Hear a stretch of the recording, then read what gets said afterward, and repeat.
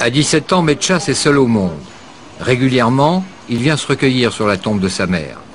Metchas n'a jamais connu la vie des enfants de son âge. Depuis sa naissance, il baigne dans la violence des cartels de la drogue. Metchas est le seul survivant de sa famille. S'il te plaît, qu'il ne m'arrive rien. Prends soin de moi, je t'en prie. Je t'aime. Je vais tuer tous ces connards. On m'a tué.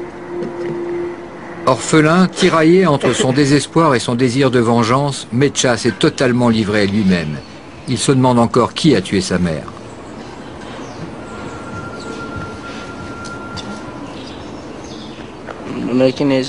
Je ne sais pas quel connard c'est. Ça fait combien de temps? Ça fait 2 ans.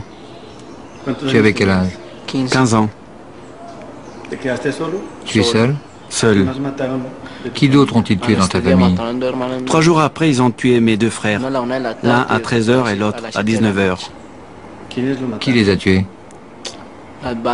Les bandes des quartiers. Des tueurs à gages? Oui. Et ton père? Ils l'ont tué aussi, ou il a disparu. J'avais une sœur, elle a été tuée aussi 2 ans avant. Ils ont tué toute ta famille? Toute ma famille. Maintenant, je suis tout seul. Tu es seul? Tu vis où? Là où la nuit tombe sur moi.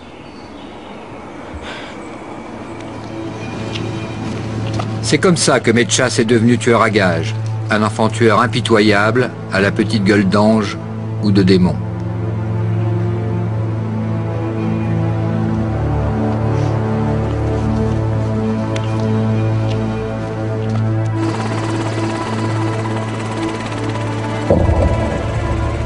Pourquoi ces enfants de Medellín sont-ils devenus des criminels?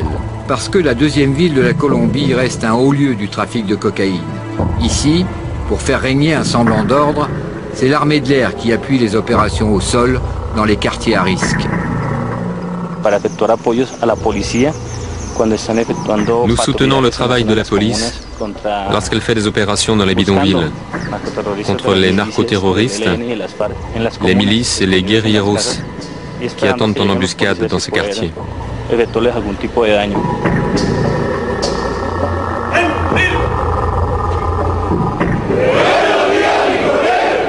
Ce sont ces commandos d'intervention entraînés aux États-Unis qui épaulent la police de Medellín.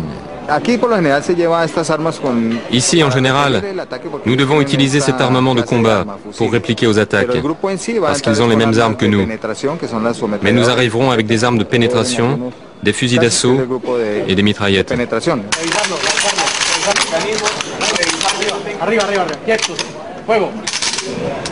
Des opérations de routine très musclées dans ces quartiers populaires où les sicarios, les enfants tueurs à gages, font la loi.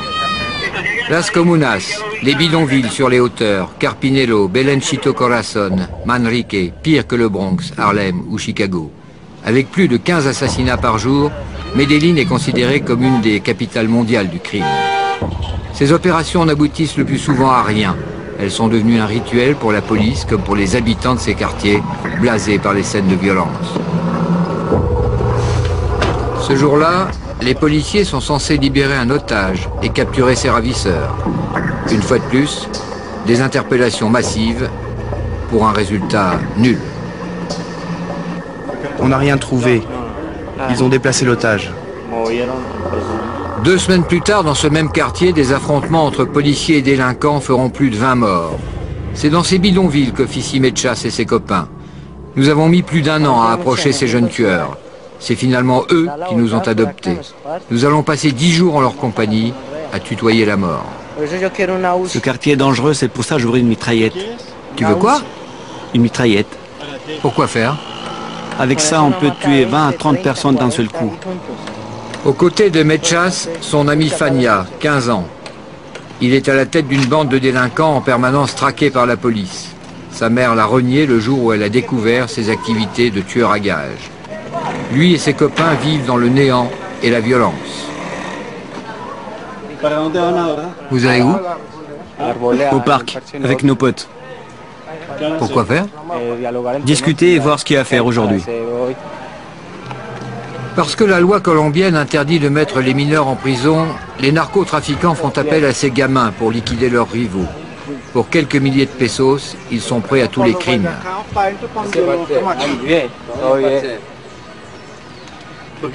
Pourquoi tu fais le signe de croix? Pour remercier Dieu d'être vivant un jour de plus. Tu crois en Dieu? Ouais, bien sûr.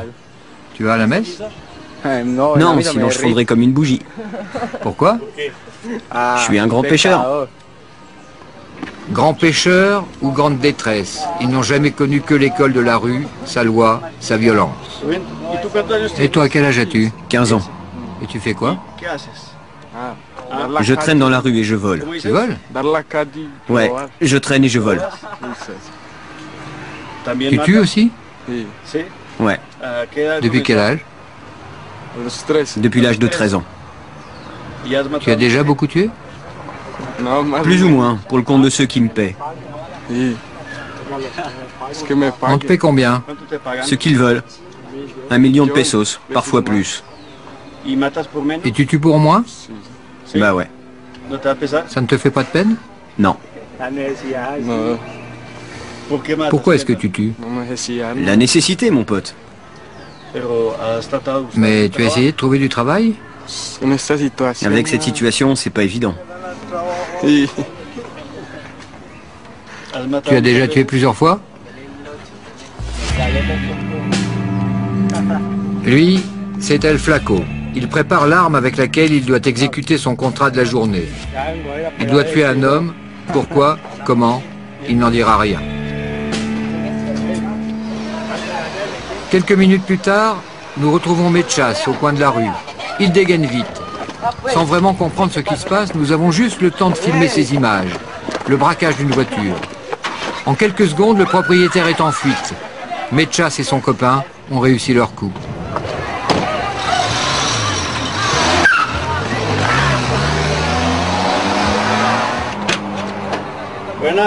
Au cours de notre enquête, nous avons voulu comprendre pourquoi ces adolescents sont passés du braquage au crime. Nous retrouvons Fania chez le copain qui l'héberge. Comment tu as commencé à tuer? Par vengeance.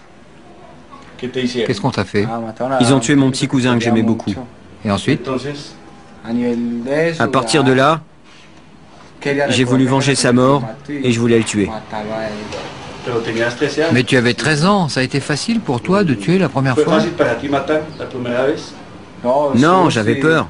Mais avec la rage, quand je l'ai eu en face, je l'ai tué d'un seul coup. Par vengeance, c'est tout.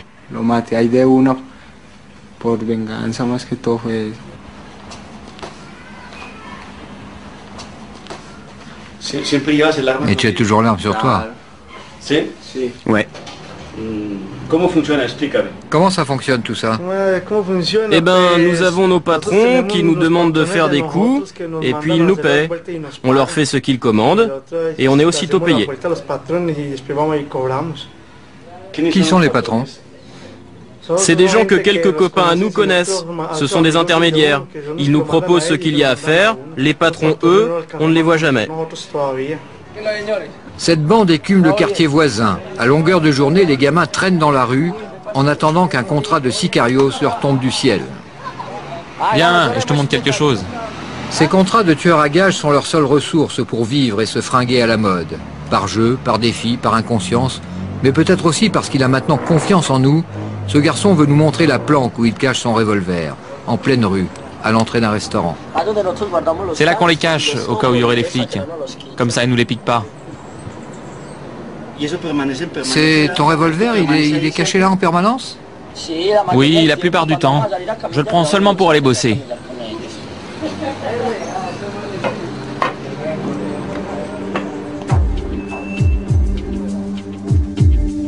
Prison de Bogota. Ce jour-là, nous avons une autorisation exceptionnelle pour une rencontre exceptionnelle au quartier de haute sécurité. Aucune caméra n'a jamais été autorisée à filmer le détenu que vous allez voir. John Jairo Velasquez Vasquez paye depuis 11 ans le prix de 72 condamnations. Pablo Escobar l'avait baptisé Popeye. C'est lui qui recrutait les tueurs à gages pour le compte du gros bonnet de la drogue abattu en 93. Pablo Escobar était entouré d'environ 3000 tueurs à gages. Quel salaire avait chaque tueur à gages? Non, ils n'avaient pas de salaire. Pour chaque assassinat, il leur payait une certaine somme. Quel âge avaient les tueurs à gages? De 10 ans à une cinquantaine d'années. Et toi, à quel âge tu as commencé à tuer? Depuis l'âge de 18 ans. Comment c'est arrivé? Pourquoi? C'était très naturel. En Colombie, on vit la culture de la violence. Tu es de Medellín? Oui. Comment s'est déroulé ton premier crime? C'était un meurtre commandé. C'était professionnel. On te payait par assassinat? Oui. Parce qu'à Medellín, c'est un métier. Même quand il fallait tuer des enfants, bien ça faisait partie de la guerre. Ce paisible quartier de Medellín porte le nom de Pablo Escobar. Ses habitants n'en ont pas honte. Ivan Hernandez a reçu des mains d'Escobar lui-même les clés de sa maison. Pendant qu'il vendait de la poudre de mort au monde entier, Escobar faisait du social à Medellín. Il a construit ici 280 maisons pour les pauvres. 10 ans après sa mort, on le vénère encore.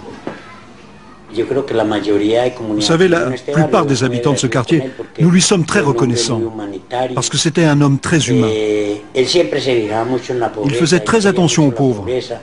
Il aimait beaucoup les enfants. Et dans ce quartier, quand il était vivant, on recevait chaque année 1000 à 1500 cadeaux pour les enfants. Il nous envoyait aussi des vivres pour les fêtes de fin d'année et du cochon pour le réveillon. La plupart des habitants de ce quartier possèdent la photo de Pablo Escobar chez eux. On lui rend visite au cimetière, on prie pour lui. Nous l'avons toujours dans nos pensées. Les gens de ce lotissement préfèrent ne pas savoir d'où provenait le pouvoir et l'argent d'Escobar. Voilà sa photo. Qu'est-ce que vous faites avec cette photo, madame? Il y en a deux, je les conserve. Comme on garde des photos de famille. Qu'est-ce qu'il y a derrière ces photos? Une prière qu'il avait l'habitude de dire. Vous l'avez toujours sur vous? Oui, toujours, toujours. Héritier de la méthode Popeye, Mecha Stefania prépare un coup avec le diable, El Diablo, l'adolescent à casquette blanche, leur commanditaire. Regardez, je vous prête ce flingue et vous irez bosser avec. Il faudra faire vite, vous faites le boulot et moi j'attendrai votre coup de fil. Vous ferez ça le soir, quand il n'y aura personne. Est-ce qu'il faut vraiment qu'on le tue? Non, non, il faut pas risquer inutilement ni se faire griller. Je veillerai sur vous.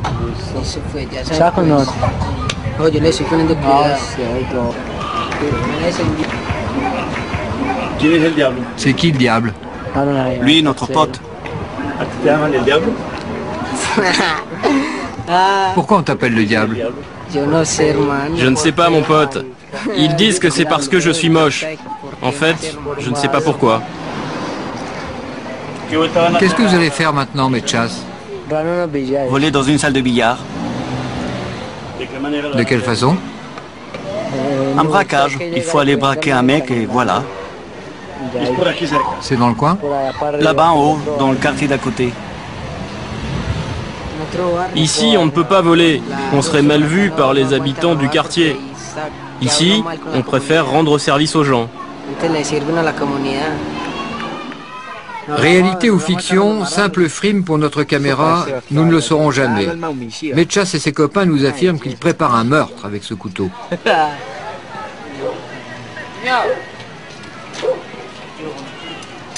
Qu'est-ce que vous allez faire avec cette arme?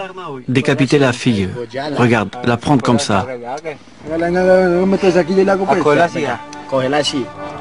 Ils attendent un coup de fil de leur commanditaire, en s'amusant comme des gosses avec l'arme de leur prochain crime. La frime, les fringues, la drague. Comme tous les ados, Mechas et son copain attendent chaque jour leurs petites amies à la sortie des cours. Pour eux, l'école n'est plus qu'un lointain souvenir. La vie les a entraînés ailleurs. Elle me plaît beaucoup, elle. Qu'est-ce qui te plaît chez elle? Sa taille.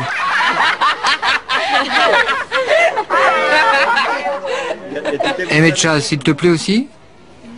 Plus ou moins, Plus ou moins? oui. Qu'est-ce qui te plaît chez lui? Tout.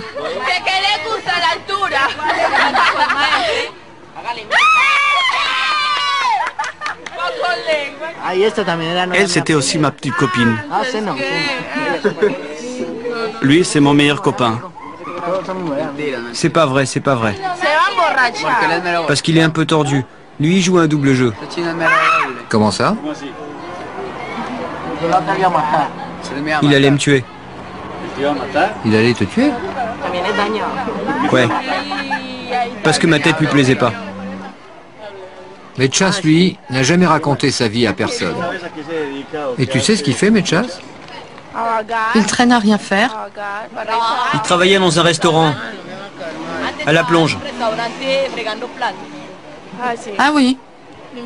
Et après, il balayait les rues. Ah, et maintenant, il vit dans la rue. Il fout rien.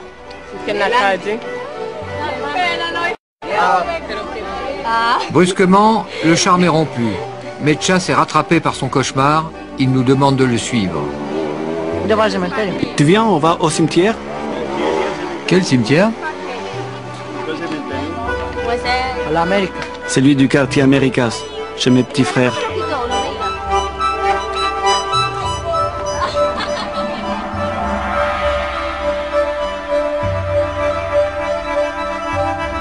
C'est vers un autre cimetière qu'il nous emmène. Comme sa mère, ses frères lui manquent. Cela fait 2 ans qu'ils ont été assassinés. Pour fuir sa terrible solitude, pour évacuer le chagrin qu'il cache au fond de son cœur, il leur rend souvent visite. C'est dans ces moments-là que Mechas craque.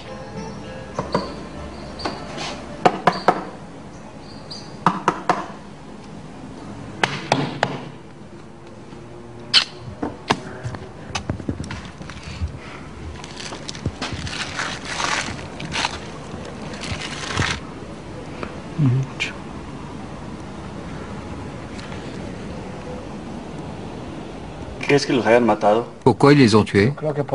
Je crois que c'est par vengeance. Mais qu'est-ce qu'ils avaient fait? Mon frère était très méchant. Il faisait quoi? Il tuait beaucoup. Et ton autre frère? Lui, il étudiait. Et tu crains pas qu'on te fasse la même chose? Si je meurs, je serai avec eux pour le moment qu'ils prennent soin de moi, qu'il ne m'arrive rien de mal. Quel âge avait chacun d'eux? Lui avait 24 ans et lui 17. Et toi? Quel âge tu avais quand ils ont été tués? J'avais 15 ans. Ils les ont tués devant toi? Non, j'étais à l'épicerie, mais on les a tués à l'intérieur de la maison. Où tu vis? Où je vivais.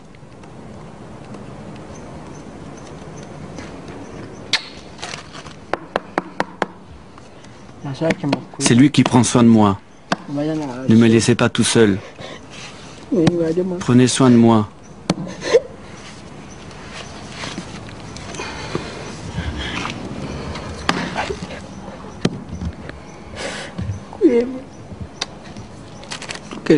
Lui, je l'aimais beaucoup.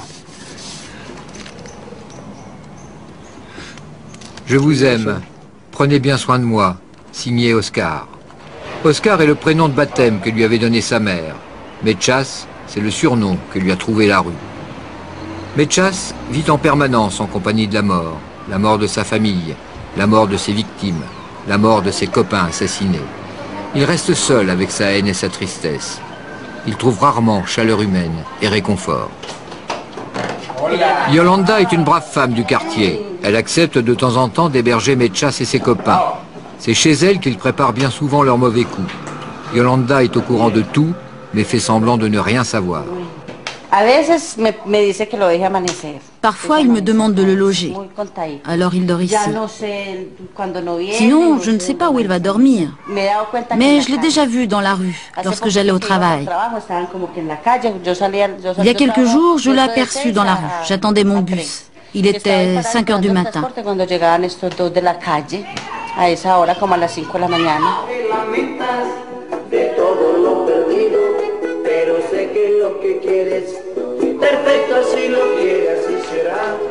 Chanson romantique et rap, la musique préférée des ados colombiens. Mais ici, on ne se laisse pas aller longtemps. Tout s'arrête quand il faut commettre un crime. Je dois aller me changer. Qu'est-ce que vous allez faire? L'assassinat de la fille. Aujourd'hui? Ouais. À quelle heure vous allez faire ça? À 6 heures. Avec qui tu vas le faire? Vous allez le faire maintenant? Aujourd'hui? Ouais, on va ramener la tête de la fille. Oh non, quelle pitié.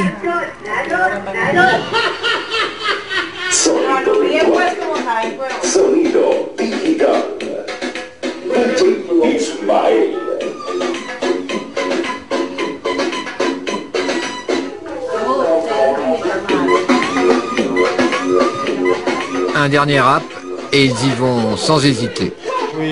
Je vais me changer, comme ça je fais un peu voyou.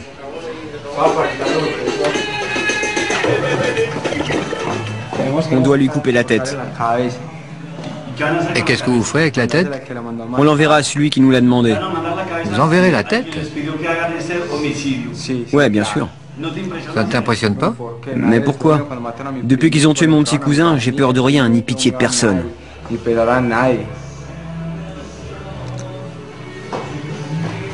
À force de côtoyer la mort, elle les suit partout, elle les habite. Une morbidité malsaine les envahit et se retourne contre eux.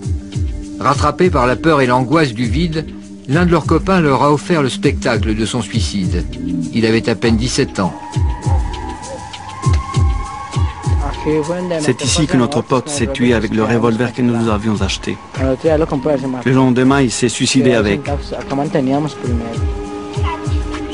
Il est resté assis là où nous étions sous les gradins.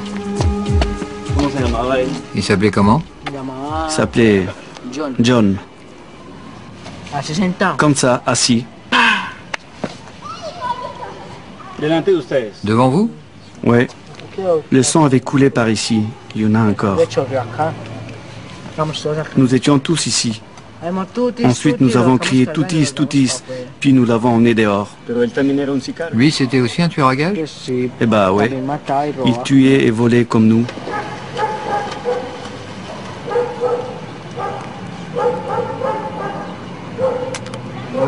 Il est mort comme il voulait. Il avait dit que personne ne le tuerait, qu'il le ferait lui-même et puis il s'est donné la mort. Il nous manque beaucoup. Parfois, il faut prier. On n'est pas vraiment des démons.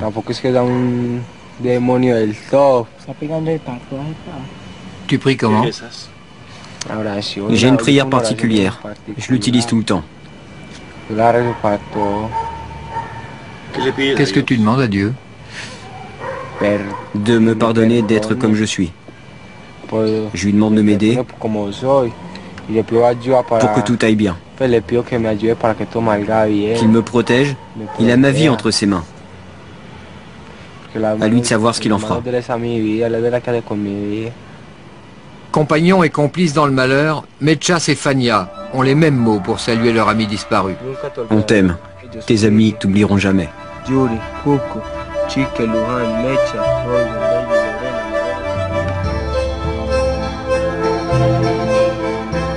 Le lendemain, retour chez Yolanda.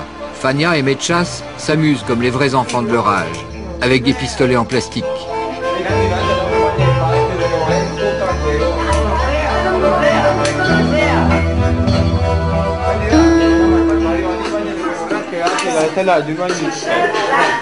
C'est le t-shirt que ma copine m'a offert. Comme tous les ados, avant de partir au collège, ils soignent leur look. Mais eux n'iront pas à l'école. Ils ont rendez-vous avec le diable, El Diablo. Il va leur donner de nouvelles instructions pour un meurtre payé d'avance. Tu arrives chez la fille, en taxi, avec le flingue. Au retour, tu montes sur la moto comme si de rien n'était, normalement. Qu'est-ce que vous préparez? Un homicide, un crime qu'il tarde à faire.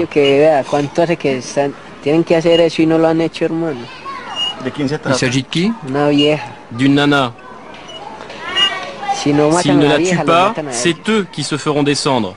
Ils le savent très bien, lui et lui. Pourquoi? Parce qu'ils se sont engagés à la tuer, et plus ça tarde, plus ils risquent d'être tués. Le soir même, tout se met en place. Fania, nerveux, cherche un taxi. Il cache son arme. Laisse-moi, je vais faire un tour. Mais tu es armé? Non, laisse-moi, laisse-moi. Le bouquet de fleurs est destiné à tromper la victime. Il refuse de nous en dire plus sur le scénario du meurtre. Mechas le suit en moto pour le récupérer après le crime.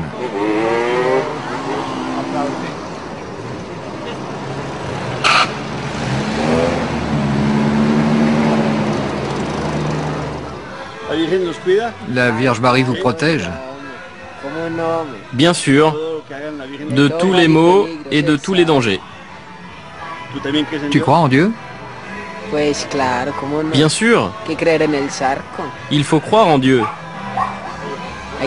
en celui qui nous donne cette vie tragique que nous menons. L'attente est longue. Ça fait plus d'1 heure que Fania et Mechas sont partis. La nervosité s'installe. Je t'avais dit que ça serait chaud là-bas. Ils se sont fait griller. On aura d'autres coups à faire. Toujours d'autres coups et plus d'argent. Plus d'argent et encore plus d'argent. Fania revient enfin. Il reste 2 balles dans le revolver. Nous ne saurons jamais si le crime a été commis. Non, non, non, non, non, non, non, non, non.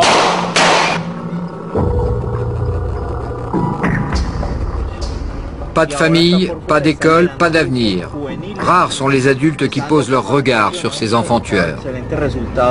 Le garçon qu'on va voir donne de très bons résultats. Il habite là-haut. C'est un quartier très chaud et très violent. William Zapata est éducateur dans un institut à Medellín. Son unique objectif est de récupérer ces gamins au bord du gouffre, de les sortir de l'engrenage mortel où ils sont piégés. Il nous emmène chez Andrés, 24 ans, un de ces jeunes qu'il a sauvés. Il vit aujourd'hui chez ses parents. C'était aussi un sicario, un enfant tueur.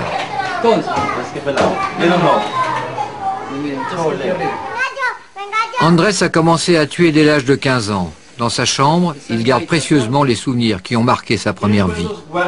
Et quel est ton premier souvenir? Celui de mon cousin. On l'a tué parce qu'il défendait une fille dans un autobus. Quand il est descendu, un mec l'a poignardé en plein cœur. Aujourd'hui, Andrés mène une existence normale au sein d'une famille normale avec ses petits frères, sa mère et son père. Sans la persévérance et la force de conviction de cet éducateur, Andrés n'en serait pas là. Il ne serait peut-être même plus là pour comprendre pourquoi on devient sicarios. Le pouvoir de l'argent, disons-le comme ça. Lorsqu'elles voient un jeune sicario, les filles pensent immédiatement à l'argent. Eux, lorsqu'ils font un coup et qu'ils tuent une personne, c'est pour de l'argent. Et ça devient alors un phénomène de consommation. Ils ont la passion des vêtements de marque. C'est courant ici à Medellín. Les tueurs à gages sont habillés très branchés avec des vêtements chers, chemises ou jeans dernier cri. Ce qu'ils veulent, c'est séduire avec les apparences. Comment tu as eu l'idée de changer? Grâce à une petite copine. Je voulais avoir une famille avec elle. Nous avons plusieurs rêves dans la vie, mais il y en a un qui nous commande.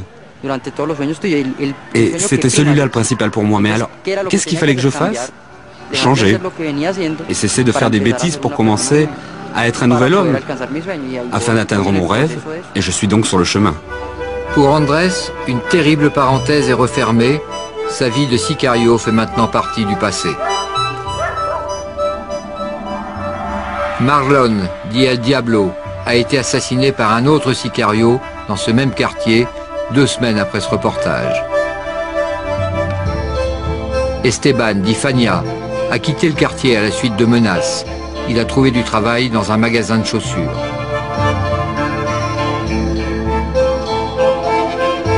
Oscar, dit Mechas, lui aussi menacé, a quitté le quartier.